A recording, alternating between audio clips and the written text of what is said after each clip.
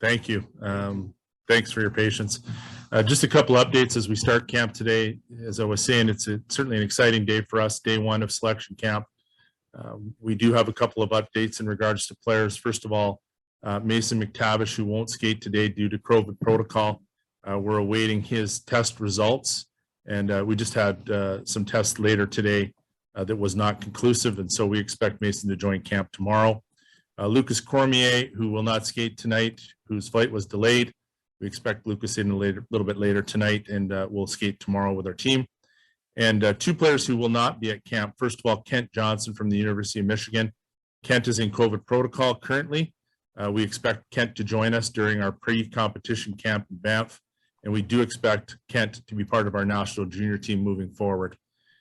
Jack Thompson is our other player from Sudbury, and unfortunately for Jack, he's also in COVID protocol. He will not be able to join us for camp, and he will not be part of our selection process nor our national junior team.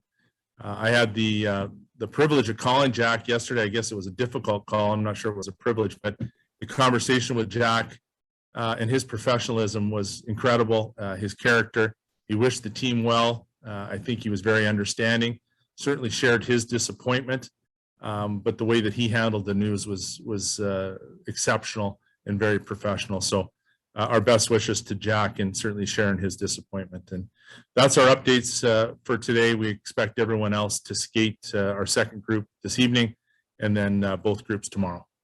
I guess, Scott, with the guys who are with Kent, who's joining late, and Jack not joining at all, I guess, is this out of an abundance of caution given the situation with the Sudbury Wolves? And we can think back to last year where selection camp was interrupted by quarantine. Is it just an abundance of caution so that doesn't happen again?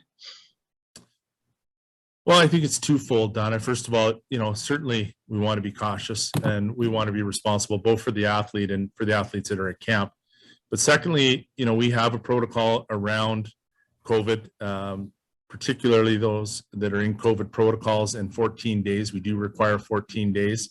That may different than some provinces, and that's a Hockey Canada protocol. So in some instances, both players that we spoke about need to fulfill those quarantine requirements. And then further to that, it becomes a hockey decision. And we felt that Jack needed to be at camp in order to make this team, and shared that with Jack, was very open with him. And at the same time, we felt that Kent Johnson was a lock for our group.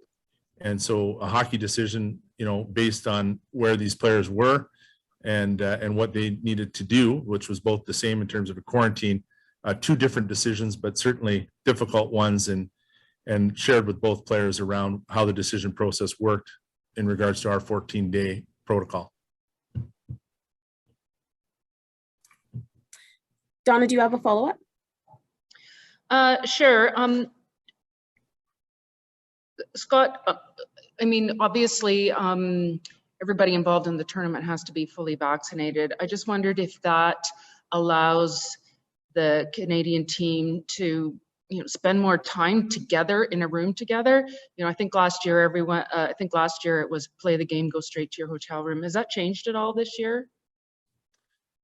I think to a certain degree, we're going to play that a little bit by ear here as we go through camp. At camp, certainly we all have individual rooms. We're hotel and rink only. We're going to be very, very careful through the first part of camp here. And then as we move into our pre-competition camp, we'll quarantine again. And then, we'll see where we are, and we'll rely on our medical experts as to what's best. We've all agreed, number one, health and safety.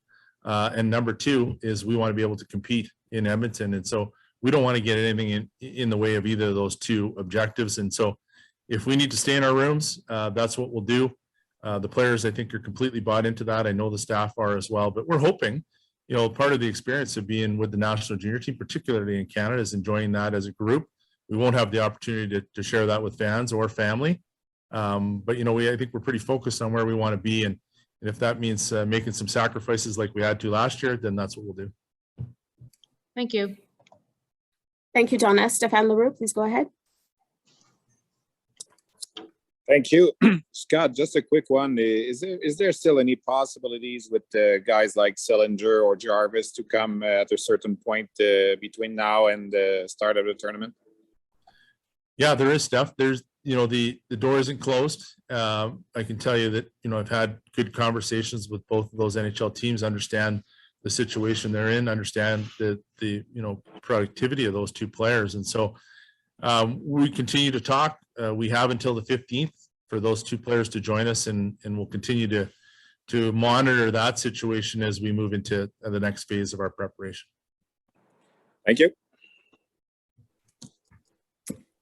If there are any further questions for Scott, please raise your hand.